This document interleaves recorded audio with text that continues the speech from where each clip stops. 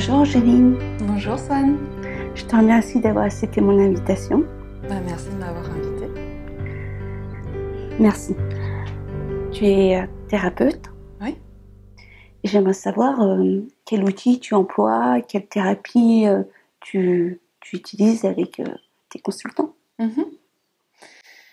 Eh bien, j'utilise différents outils, notamment l'hypnose, surtout l'hypnose humaniste, qui est une hypnose de pleine conscience. J'utilise la communication non violente. J'utilise aussi des techniques énergétiques. J'utilise les différentes parts de la personne. On appelle ça l'IFS, Internal Family System, le fait que à l'intérieur de nous, on n'est pas un, mais il y a plein de parties de nous en fait. J'utilise quoi d'autre en fait, plein de choses que j'ai pu expérimenter, que j'ai pu apprendre. J'ai fini par faire un doux mélange de toutes ces choses-là. Donc par exemple, quand je fais de l'hypnose, j'utilise de la communication non violente. J'utilise les différentes parts de soi aussi. Donc c'est pas, j'utilise pas une technique puis une autre. J'ai mélangé les choses. J'ai enrichi des disciplines avec d'autres. Enfin, selon ce que je pensais être le plus adapté et le mieux pour encadrer les gens. D'accord. C'est ce que tu appelles la thérapie globale. Oui, j'appelle ça comme ça parce que ça s'adresse en fait à toutes les parts de l'être. C'est-à-dire qu'on peut travailler sur le physique, on peut travailler sur l'émotionnel, on peut travailler sur le psychologique, donc tout ce qui est conditionnement, croyance. On peut travailler sur le spirituel aussi. Donc c'est vraiment holistique. Ça prend tout l'être dans sa globalité. D'accord. Et tu pourrais développer un petit peu plus ce que c'est que l'hypnose humaniste? Alors l'hypnose humaniste, en fait, ça a été créé par Olivier Locker. Lui aussi, il a fait une espèce de synthèse de plein de disciplines, d'approches. Et il a commencé par faire de l'hypnose ericksonienne. Et en fait, l'hypnose humaniste, elle, euh, elle va complètement à l'encontre de ce qu'on connaît de l'hypnose ericksonienne. Donc la différence entre les deux, c'est que dans l'hypnose ericksonienne, en fait, on va faire en sorte d'endormir le conscient de la personne pour pouvoir travailler sur son inconscient. Et dans l'hypnose humaniste, on va pas du tout faire ça. On va faire en sorte de rendre le conscient encore plus conscient. Donc d'être dans un état de pleine conscience, d'augmenter la conscience pour que la personne travaille elle-même sur son inconscient. Donc c'est plus le thérapeute qui suggère des choses à l'inconscient de la personne qui, elle, pendant ce temps-là, ne sait pas ce qui se passe. C'est pas ça, c'est le thérapeute qui guide la personne et la personne, en pleine conscience, elle fait sur son inconscient. C'est vraiment pas la même démarche. C'est une démarche d'unité. C'est-à-dire qu'on met la personne dans un état d'unité, là où en hypnose ericksonienne, on met la personne, on la coupe en deux en fait. Il y a d'un côté le conscient qui dort un peu, qui est en veille, on va dire, et de l'autre côté l'inconscient qui est réveillé. Alors qu'en hypnose humaniste, on fait pas du tout ça. La personne, elle est totalement au courant de tout ce qui se passe et c'est elle qui travaille. Donc, elle a en fait une autonomie et une compréhension de tout ce qui se passe, de tout ce qui arrive dans la séance. Donc, elle accède à encore plus de conscience. C'est ça la grande différence. D'accord. Et à qui s'adresse ces deux pratiques, ces deux méthodes thérapeutiques? Ces méthodes, pardon, il n'y en a pas que deux, mais il y en a plusieurs. Tu utilises plusieurs outils, outils. Et à qui s'adresse cette thérapie globale? Ça s'adresse essentiellement aux personnes adultes. Je m'adresse de temps en temps, je reçois des adolescents ou des enfants, mais je m'adresse plutôt aux adultes. Disons que les enfants, c'est pas ma spécialité. Donc ça s'adresse à n'importe quelle personne qui souhaite vraiment gagner en conscience, mieux comprendre ce qui lui arrive et accéder à plus d'elle-même, quoi. Par exemple, quelqu'un qui est à bout de souffle, qui a un burn-out, voilà, peut venir te voir et... Bien sûr. Alors je dis toujours, je m'adresse pas à des maladies, je m'adresse à des personnes. Ça veut dire que la migraine de quelqu'un n'est pas la migraine d'une autre personne. Et donc, quand on me demande si je soigne les migraines, je dis moi, je soigne pas les migraines. En fait, j'écoute pourquoi la personne, elle a dû déclencher une migraine dans sa vie, d'où ça vient. Donc, quand la personne vient me voir, je m'attache vraiment, vraiment à aller choisir, écouter parmi tout ce qu'elle dit, vraiment d'aller profondément écouter ce que l'inconscient a dû créer et d'où vient ce nœud en fait. Donc je vais chercher les causes d'un problème. Et les causes de l'un ne sont pas les causes de l'autre. Le résultat peut être identique, c'est-à-dire la migraine, le symptôme peut être identique, mais bien souvent les causes sont complètement différentes. Donc moi je vais vraiment m'attacher à aller chercher les causes et on va travailler sur ces causes de plein de façons différentes. D'accord. Autrement dit, ça n'a rien à voir avec du développement personnel, quoi. Tu fais pas de développement. Au contraire, tu fais du dépouillement personnel. Voilà, d'accord. Alors je vais peut-être expliquer un petit peu ce que oui, c'est. ça serait bien, parce que on sait pas trop ce que c'est que la différence entre le développement personnel et le dépouillement personnel. Quelle est la différence? Alors disons que dans le développement personnel, en fait, le développement personnel va s'adresser aux personnes qui souhaitent développer davantage de savoir-faire, savoir-être, capacité au niveau de leur personnalité. Sauf que pour moi, la personnalité, c'est des masques. C'est des masques que nous avons dû développer en fait pour, comment dire, lorsque nous avons été blessés par exemple, on a dû parfois se protéger pour pouvoir survivre. Et donc on va développer un masque et au bout d'un moment on va appeler ça la personnalité. Et donc ces masques-là, parfois on les abandonne, mais parfois on les renforce. Alors des fois, ils nous embêtent un peu ces masques. Et autrement dit, c'est comme si on avait mis un habit, comme si on jouait un rôle. Et dans le développement personnel, on va choisir on va choisir un nouveau vêtement pour être un peu plus à l'aise. Sauf que selon moi, nous ne sommes pas notre personnalité. Nous sommes bien, bien, bien plus vastes que notre personnalité. Et derrière notre personnalité se cache l'être profond que nous sommes tous. Et quand je parle de dépouillement personnel, ça veut dire retirer tout ce à quoi on s'est identifié pendant des années et qui nous empêche d'être nous-mêmes. Parce que selon moi, tous ces aspects de la personnalité nous empêchent d'être nous-mêmes. À chaque fois qu'on s'identifie à un rôle, à chaque fois qu'on s'identifie à quelque chose lié à cette personnalité, hein, donc je sais pas, le pays d'où je viens, la région d'où je viens, si je suis un homme, si je suis une femme, le métier que je fais, etc. Dès l'instant où on s'identifie à ça, on s'enferme en fait.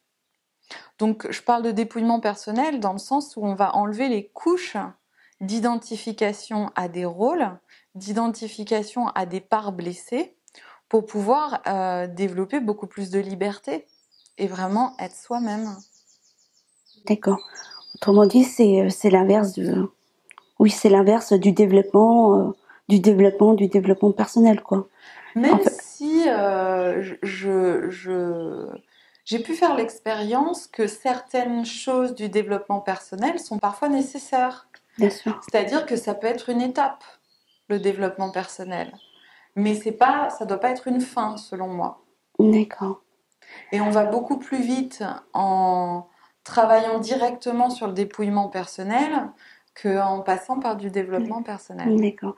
Est-ce que j'ai tort de dire ou de penser que l'hypnose humaniste est très proche du dépouillement personnel et l'hypnoseéricksonienne est assez proche du développement personnel? Non?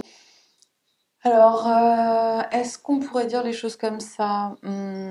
Parce que tu dis que l'hypnose humaniste, c'est la pleine conscience et le dépouillement, c'est en fait le dépouillement personnel, c'est tout est déjà acquis en fait, hein. Tout est déjà là. Tout est déjà là. Tout est déjà là comme une pleine conscience que quand tu agis en séance humaniste, hypnose humaniste, c'est tu ne travailles pas sur l'inconscient, mais sur la pleine conscience.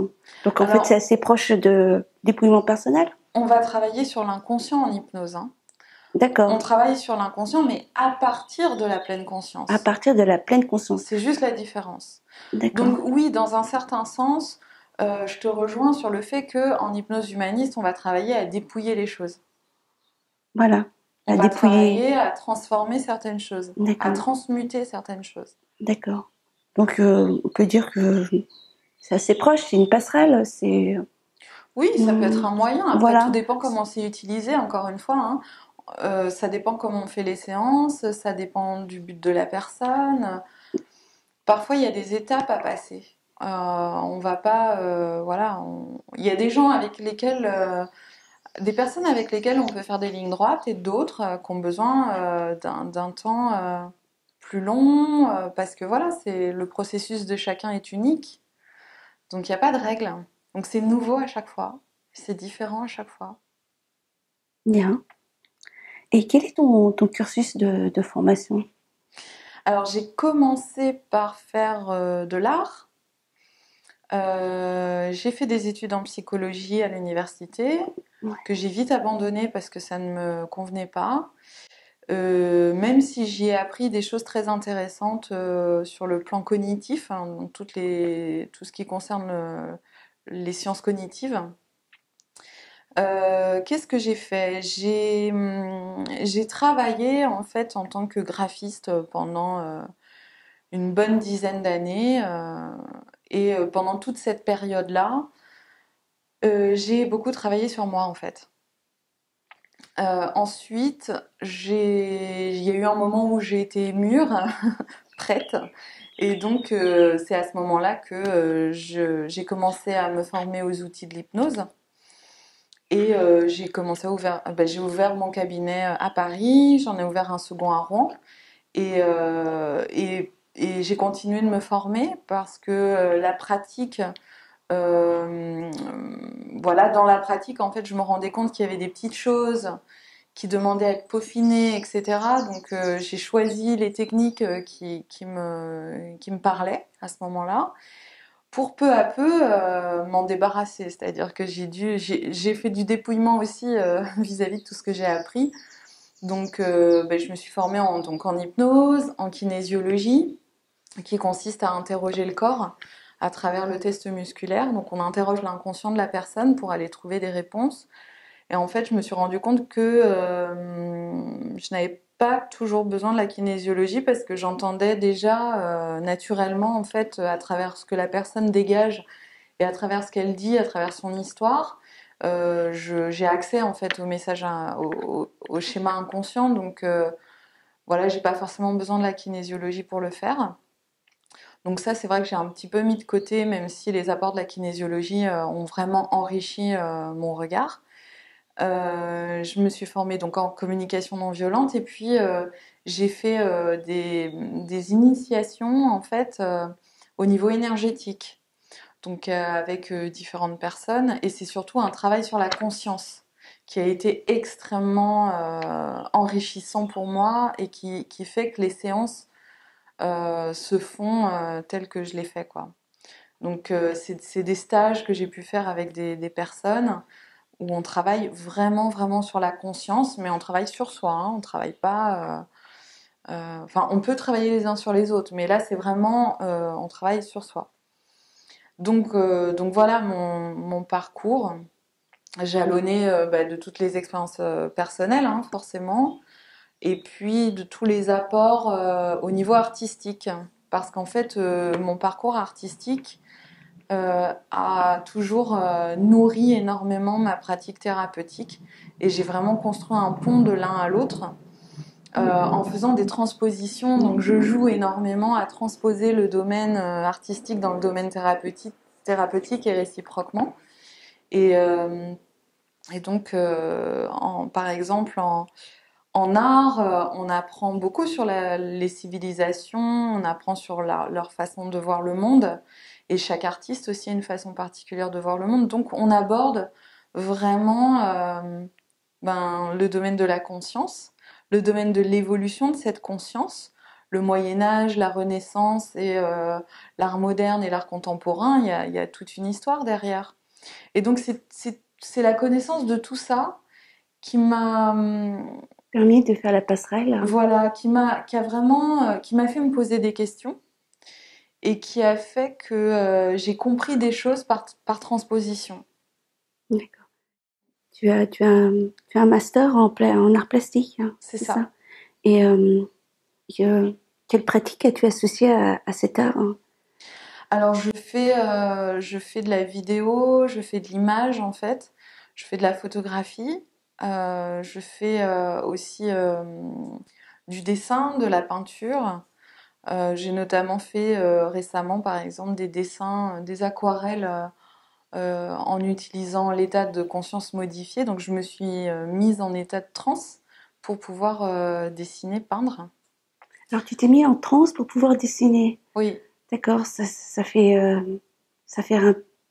c'est-à-dire, c'est quoi exactement? C'est ce que ça me rappelle, c'est quoi, non, c'est pas l'écriture automatique, non, c'est, Alors, ça dépend dans quel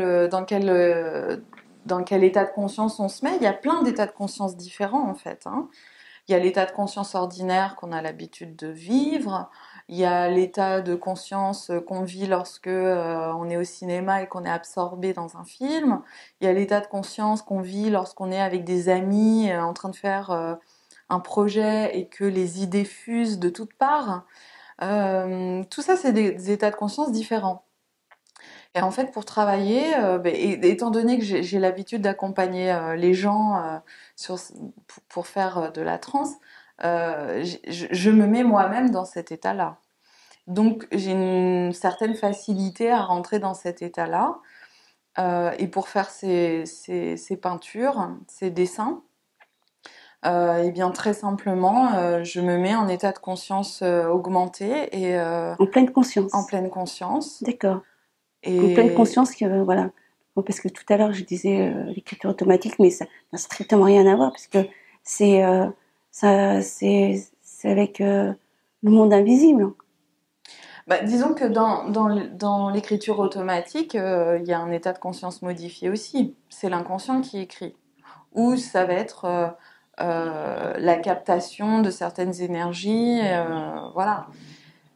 Euh, Après, moi, dans ce que je fais, oui, c'est de la pleine conscience et en même temps, je suis reliée à un moment, à un espace de moi qui sans doute, si je n'étais pas dans cet état, ne serait pas canalisé, on va dire, pour créer ce genre de choses. Après, je me rends compte qu'en fonction de ce que je fais et de l'état dans lequel je suis quand je le fais, il y a des espèces de, comment dire, de leitmotivs qui reviennent. Donc c'est assez étonnant, c'est-à-dire que il y a des espèces, on le voit dans le dessin d'ailleurs, que il y a des espèces de schémas, de formes qui reviennent constamment. Alors, est-ce que ça vient de l'inconscient? Est-ce que ça vient de l'inconscient collectif? Est-ce que ça vient d'autre chose? Après, je cherche pas à savoir, hein. Ce qui m'intéresse, c'est vraiment l'état que j'expérimente quand je fais ça. D'accord. Et, d'accord. Donc en fait, dans l'art, c'est là où tu as appris énormément de choses, l'histoire de l'art, la science humaine appliquée de l'art, l'esthétique, hein, je crois savoir, tu es très sensible à l'esthétique, hein, Ouais. Alors particulièrement. l'esthétique, c'est un domaine Oui, c'est-à-dire? philosophique Oui. Tu peux développer ce que c'est exactement, précisément? Alors, c'est une branche philosophique, en fait, qui va parler comment dire, c'est comment, c'est une branche critique, en fait, de l'art. Voilà, l'esthétique, c'est de la philosophie, hein, appliquée à l'art. Après, voilà, il n'y a pas que ça, hein, dans l'art, il y a plein de choses. D'accord, Il y a plein de choses. d'accord. Donc, tu dis que l'art, l'esthétique, c'est plus proche de la philosophie. Je dis simplement que faut dissocier en fait le mot esthétique dans le langage courant que nous on emploie. Hein, quand on dit quelque chose est esthétique, au sens de c'est beau en fait, et l'esthétique qui est une discipline philosophique, une branche de la philosophie en fait. D'accord. Après, l'esthétique au sens du langage commun, moi j'y accorde énormément d'importance, notamment dans ce qui est de là où on vit. Si la beauté est présente dans notre vie, je pense que ça a une grande influence sur l'esprit. Et de la même manière, si je m'entoure de choses que je trouve belles, je vais pas vivre de la même façon que si je m'entoure de choses que je trouve laides. Et au sein d'une séance, je ressens la beauté des séances. Il y a certaines séances que je trouve très belles. Il y a une forme esthétique en fait aux séances, aux consultations. Et j'y D'accord. accorde de l'importance aussi. D'accord. Côté esthétique, côté philosophique. Non, là, côté beauté. La, la beauté, la pure beauté. La beauté. La beauté. L'harmonie. L'émerveillement devant un processus qui est en train de se faire, que je n'avais pas prévu, évidemment, et qui, à la fin de la séance, je vois un fil, je vois une cohérence, quelque chose qui se déplie, que je trouve très beau, beau au sens de fluide, au sens d'être émerveillé par quelque chose qui naît, qui est là, et qui a une certaine forme d'harmonie, en effet. Donc, plus proche du mot harmonie. D'accord. Et tu as une influence, parce que tu dis que l'esthétique est assez proche de la philosophie, donc j'ai envie de savoir aussi, tu, as, tu es plus proche de la philosophie ou de la métaphysique? Oh la grande question. Bah, disons que je vais piocher dans plein d'univers qui m'intéressent. Donc, je vais pas me définir ou définir mon mode de pensée par rapport à un domaine ou à un autre. Je dirais que tout m'intéresse, que beaucoup de choses m'intéressent. Et donc, autant la philosophie que, je sais pas moi, que les films animaliers, que la cuisine, que l'art ou n'importe quoi d'autre. Que les arbres, hein, parce que je crois savoir que tu aimes beaucoup La les arbres, nature, la nature. ouais, évidemment. Mm. Beaucoup, ouais. Tu nous racontais les anecdotes en Inde. D'ailleurs, Ah, tu pourrais nous en parler de ce qui... de cet amour que tu as pour l'Inde. Aussi, tu as également voyagé au Japon. Mhm. Tu pourrais nous en parler un peu? Ben, j'ai eu des sortes de rendez-vous dans ma vie qui, je pense, ont d'ailleurs beaucoup contribué à la façon dont je travaille avec les gens. Parce qu'évidemment, ça m'a impacté dans ma vie. Alors, l'Inde, c'est une vieille histoire. J'y pensais beaucoup quand j'étais petite, alors que rien du tout ne me prédisposait à ça. Hein. Dans ma famille, c'est pas du tout. Enfin, j'en entendais pas parler autour de moi. À cette époque-là, on n'en parlait pas nécessairement à la télé ou quoi que ce soit. Mais je me suis sentie très vite attirée par ce pays-là. Et donc, je lisais énormément de choses autour de ça, assez jeune, enfin, à l'adolescence, quoi, autour de 13, 14 ans, Oui, 15 ans. je crois savoir que depuis ton plus jeune âge, tu lis énormément, tu te poses beaucoup de questions, tu t'es énormément Ouais, posé de questions sur ouais, le monde qui nous entourait. ouais. Et donc, tu as pu, tu t'es intéressé, tu as lu énormément de choses sur beaucoup beaucoup de sujets, quoi, sont quasiment. En même temps, je me demande qui ne se pose pas ces questions-là. Je pense que ça traverse l'esprit de beaucoup de gens. Beaucoup de gens. Qu'est-ce qu'on fait ici? Pourquoi on est là? On sent que tu t'es posé des vraies questions métaphysiques, quoi. Sans doute. Et en fait, l'Inde, j'y suis allée. Mon premier voyage, j'y suis allée pendant 3 mois.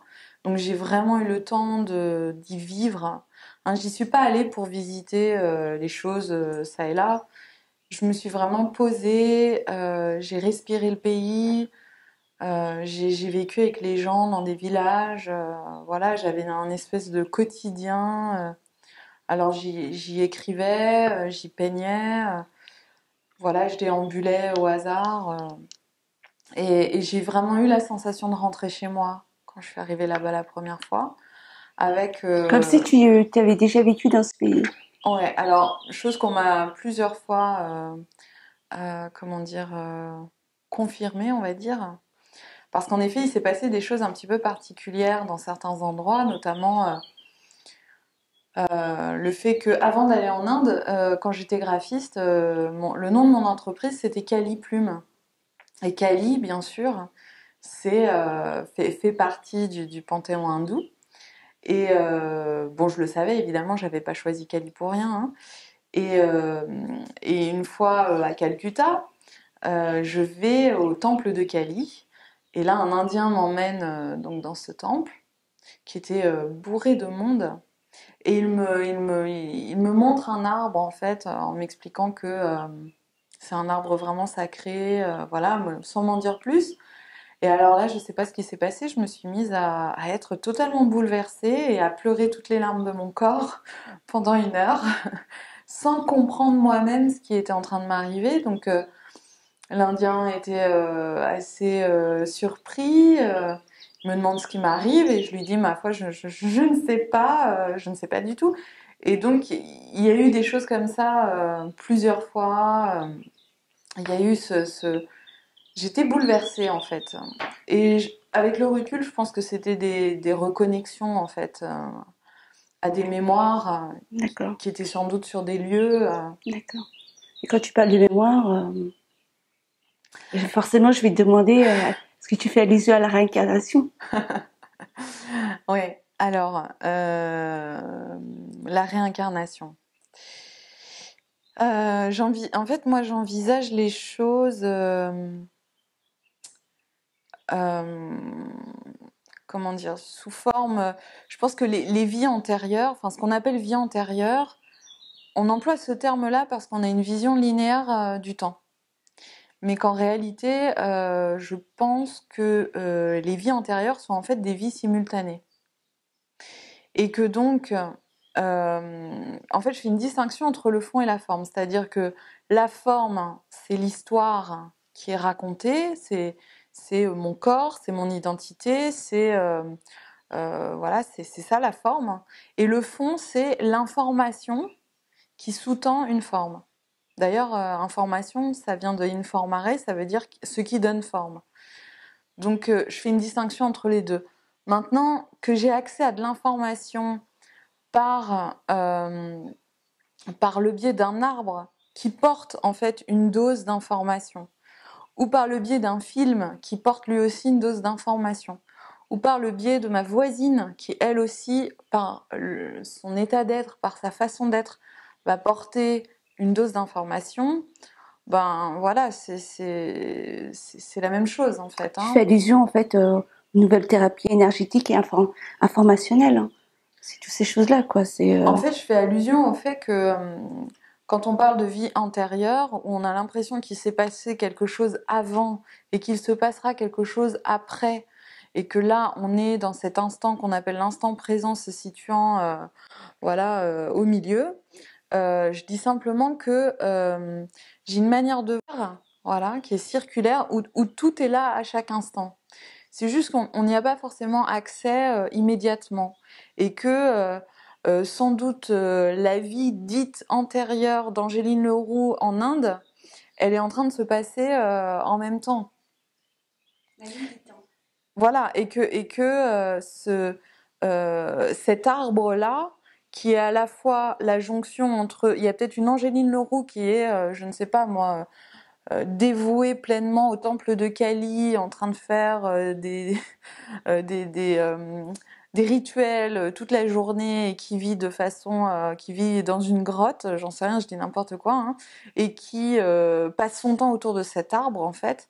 Et donc le fait qu'à l'instant T dans ma vie d'aujourd'hui, en fait, dans cet espace-temps, j'ai accès à cet arbre et que d'un coup, en fait, pour moi, je me connecte simplement au champ d'information qui est lié à cet arbre. Cet arbre, c'est une forme, mais il y a un champ d'information qui est présent. Et l'Angéline que je suis aujourd'hui se connecte à ça. Euh, donc voilà comment je vois les choses. D'accord, tu parles plus de ligne de temps que de réincarnation, quoi. Alors je dis pas que la réincarnation n'existe pas, mais je m'y intéresse pas de cette façon-là, on va dire. En plus, ce qui m'intéresse, c'est ce qui se passe aujourd'hui. Et mon avis, c'est que qu'on vive des choses. Parce que par exemple, en séance, ça m'est déjà arrivé de tomber sur des vies dites antérieures. Voire même, j'ai fait une séance où moi, j'avais consulté quelqu'un qui lit dans le multidimensionnel et qui m'avait raconté une des histoires que moi, j'étais en train de vivre dans le multidimensionnel. Donc cette femme me raconte cette histoire. Et donc pour raconter cette histoire, hein, pour que ce soit plus clair, elle me dit, voilà, vous êtes dans une espèce d'arène et il y a une foule, il y a beaucoup de monde, et votre père ou votre mari ou votre frère va être tué sur la place publique. Et vous savez que c'est une injustice, et vous pourriez mettre votre vie en danger que de vous opposer à cet acte. Donc, elle m'explique, vous fendez la foule, vous savez que ça va avoir lieu, vous fendez la foule en vous retournant pour ne pas voir cet acte, et vous essayez de rester digne, mais vous avez une colère intérieure qui est immense, quoi. Elle me raconte ça. Et puis quelques mois plus tard, quelqu'un vient me consulter à Rouen pour, je ne sais même plus quel problème, j'ai complètement oublié. Et donc j'ai fait une technique toute simple qui consiste à remonter au noyau de ce problème, au nœud principal de ce problème. Donc nous remontons dans le temps, au fil des événements, pour retrouver ce noyau. Et là nous arrivons dans une vie dite antérieure. Donc la dame me dit, stop, dans cette scène, je vois une scène dans laquelle je revis cette sensation-là. Et je lui demande de décrire la scène. Elle me dit, je suis dans une foule et ça a l'air d'être circulaire, comme une arène. Et il y a mon mari ou quelqu'un de ma famille qui va être tué sur la place publique. Alors elle me raconte ça, je me dis tiens, ça a un air de déjà vu. Donc évidemment, cette femme ne savait pas qu'on m'avait déjà raconté l'histoire. Et donc elle me dit c'est horrible, j'ai une colère en moi. Elle me dit c'est une injustice, je veux pas voir ça et en même temps je me sens coincée parce que je ne peux pas sortir et je ne sais pas quoi faire. Et donc connaissant déjà l'histoire, je me suis dit je vais l'accompagner pour qu'on sorte de cette situation. Donc en fait, je l'ai fait sortir de la scène, enfin de la foule. Et je lui ai fait exprimer son émotion très loin de toute cette foule. Et d'un coup, un apaisement énorme s'est fait ressentir chez cette femme. Ensuite, on a remonté le fil du temps pour revenir au présent. On a vérifié dans chaque strate de tout ce qu'elle avait évoqué avant si quelque chose avait changé. Et en fait, tout avait changé. Alors, tu vois, je sais pas si on m'avait pas raconté cette histoire qui visiblement me concerne, mais en fait, elle concerne tout le monde, cette histoire. Parce qu'en fait, c'est pas la forme là qui est intéressante, c'est le fond. encore une fois. C'est ce qui est vécu. Et il se peut même que cette consultante, sans le savoir, elle m'a aidée, en fait. Elle m'a aidée. Donc on s'est entraidés. Et pour moi, on ne rencontre que des facettes de nous-mêmes. Et je pense qu'on est dans une époque où on aspire à retrouver l'unité que nous sommes. Et donc, c'est une merveilleuse opportunité que de rencontrer des doubles de soi, des facettes de soi, pour travailler tous ces aspects-là, quoi. D'accord. C'est ainsi que tu travailles sur le corps énergétique. Aussi, ouais. C'est de cette façon que tu procèdes. Alors ça, c'est un petit peu différent, hein. Je vais travailler par imposition des mains. Alors, parfois en touchant des points précis, en fait, sur le corps. C'est un petit peu la sophro? Non, je ne sais Sophro, Reiki, non? J'en ai fait, mais Ouais. du Reiki, mais c'est pas du Reiki. Il n'y a pas de nom en fait, c'est du magnétisme, je pense. D'accord. C'est peut-être aussi issu de la kinésiologie. En kinésiologie, dans certaines techniques, on va poser les doigts sur des points bien précis du corps en lien avec la médecine chinoise, en lien avec les méridiens, en lien avec des centres énergétiques sur le corps. Moi, j'ai ma technique en fait, qui est intuitive essentiellement et je travaille avec un cristal. Alors pas à toutes les séances, hein, pas tout le temps, mais je peux travailler aussi avec un cristal qui est taillé sur le nombre d'or, qui du coup va augmenter en fait l'intention du soin énergétique que je vais poser pour la personne. Et par l'onde de forme qui est véhiculée par le nombre d'or, va installer une forme d'harmonie, va harmoniser en fait les corps énergétiques de la personne. Donc parfois les séances sont assez impressionnantes. Il peut y avoir des effets, des ressentis en tout cas extrêmement forts pour moi comme pour la personne. Et voilà. D'accord. J'ai vu également aussi que tu as fait une formation constellation familiale. Tu peux nous en parler brièvement? Oui, alors ça c'était avec Éric Laudière. Alors c'était plus une expérience qu'une formation, hein. Je ne suis pas formée à faire les constellations familiales. Cela dit, je l'ai vécu en tant que, que, que pratique, quoi. Donc en fait, ça consiste on est un groupe, on est une trentaine de personnes, et donc chacun vient avec une problématique, avec quelque chose, et on est tiré au sort. Donc et ça va consister à exposer ce pourquoi on vient. Donc par exemple, imaginons un problème relationnel avec une sœur, par exemple. Donc je vais au sein du groupe choisir une personne qui va incarner ma sœur. Et nous allons nous placer au centre du cercle et nous allons jouer une scène. Alors on la joue pas de façon théâtrale. On va en fait se connecter vraiment à ce qu'on ressent. Et Eric, lui, il va nous guider pour faire ça. Donc, il va déjà, en premier lieu, nous demander de nous placer dans le cercle. Donc, on a un espace. Il va nous demander de nous placer dans ce cercle. Donc, on va se situer. Alors, soit on est très proche, soit on est très loin.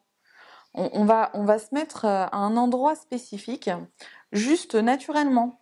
Et là, il va commencer à nous demander pourquoi. Qu'est-ce qu'on ressent?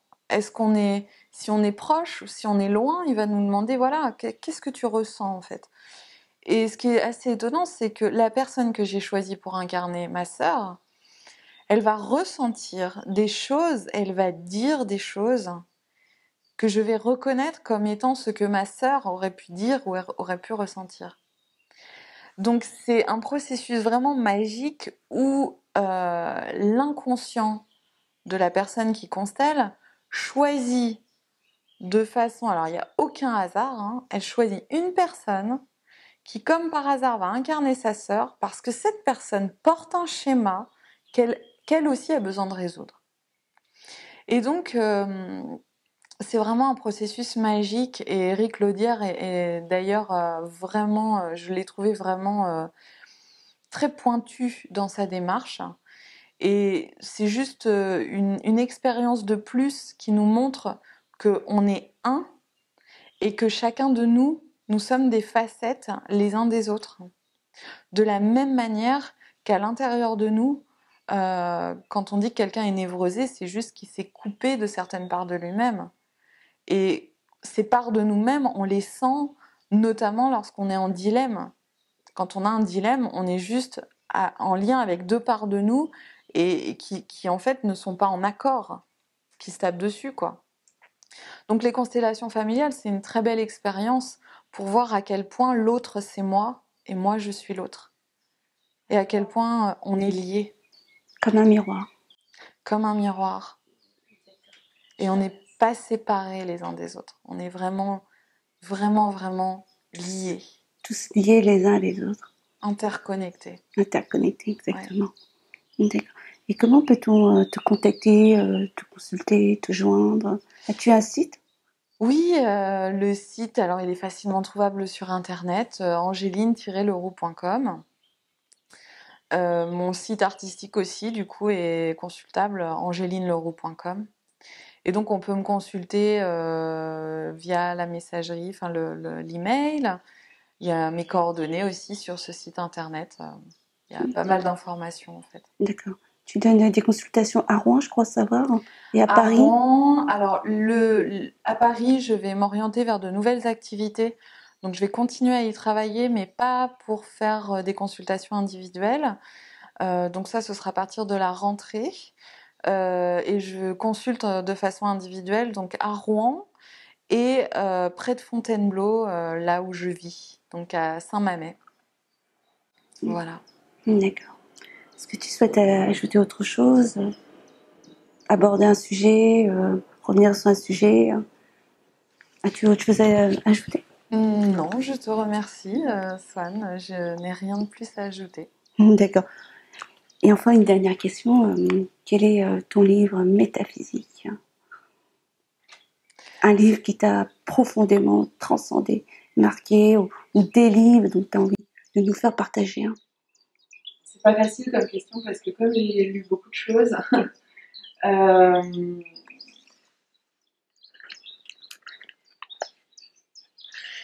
y a eu plusieurs livres, mais là tout de suite, si je devais en retenir un seul pour, comment dire,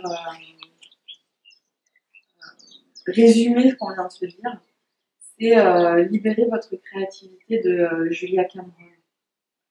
Alors, c'est pas le livre que je lis, que je mets sur un piédestal et que je lis tous les jours. Hein. C'est juste un livre que je trouve vraiment bien fait parce que il parle en fait de la créativité, de la création, et il parle beaucoup de